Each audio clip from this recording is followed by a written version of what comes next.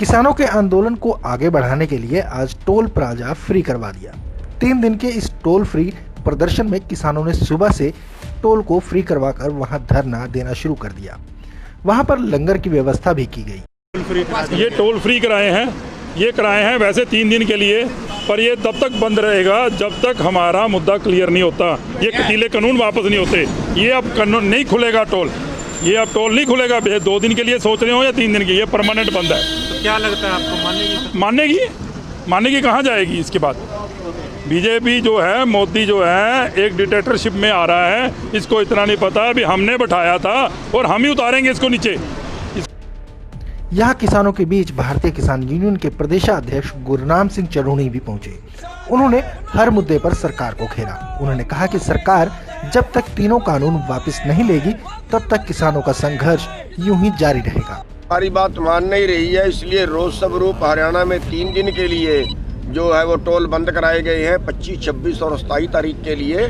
और अगर फिर भी सरकार नहीं मानती है तो अगली रणनीति, क्योंकि ये जो आंदोलन है या देश की जो हालात है वो एक तरह से कारपोरेट वर्सेस जनता है।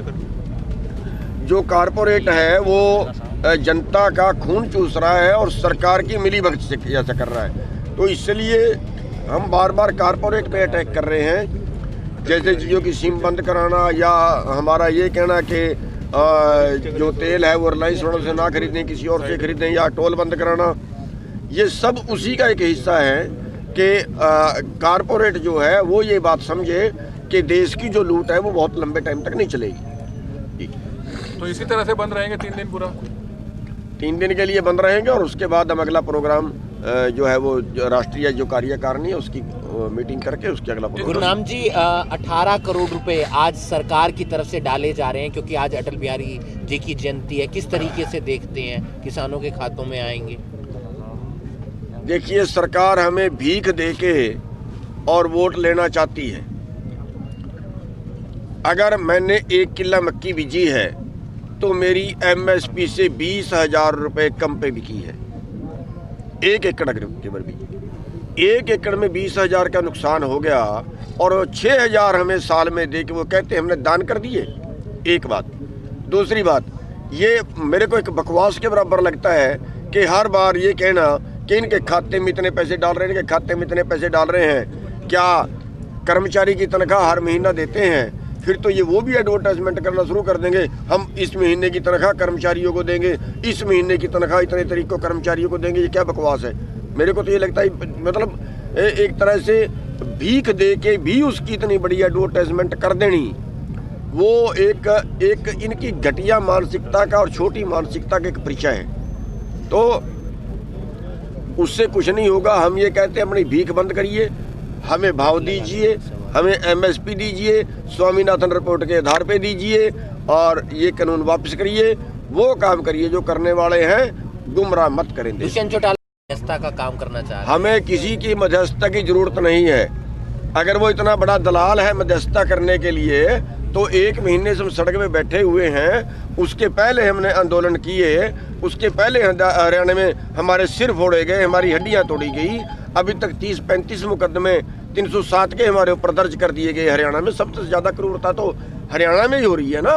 तो कहाँ है वो दुष्यंत चौटाला देवीलाल का खून या देवीलाल के नाम पे कलंक?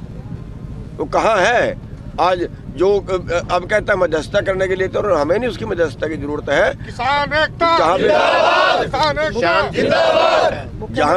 जहाँ पे जाएंगे लोग हम उनका विरोध करेंगे और उसके साथ हो भी गई है। कल उचाना में उसका हेलीपैड पाड़ दिया आंदोलन, वहाँ पे उसको प्रोग्राम नहीं करने दिएगा और जहाँ जाएंगे यही हाल। अम्बाला में 13 मामले दर्ज हुए हैं, शायद इससे भी ज्यादा ना हुए हों। नहीं, 13 लोगों पे दर्ज हुए हैं और उनमें से कुछ गिरफ्तार भी कर लिए। अति निंदनीय है, अति निंदनीय है। हमारा लोकतांत्रिक अधिकार है विरोध करना, और जब कोई राजा राक्षस का रूप धारण कर ले तो उसका विरोध सभी को करना चाहिए। और हम इसी तरह से इनका विरोध करेंगे।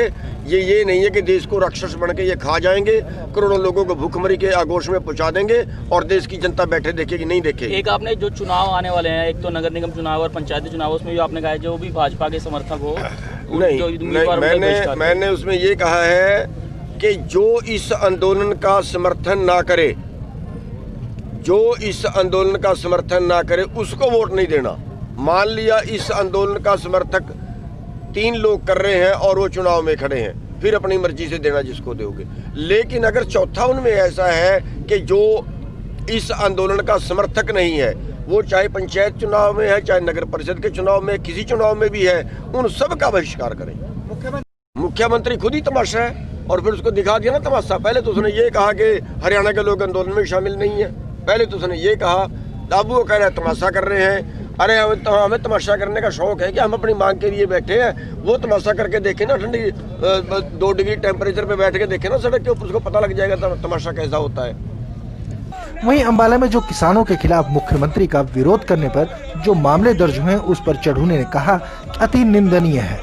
हम आगे भी इसी तरह के विरोध करेंगे और जब कोई राजा राक्षस बन जाता है तो ऐसे ही विरोध होता है।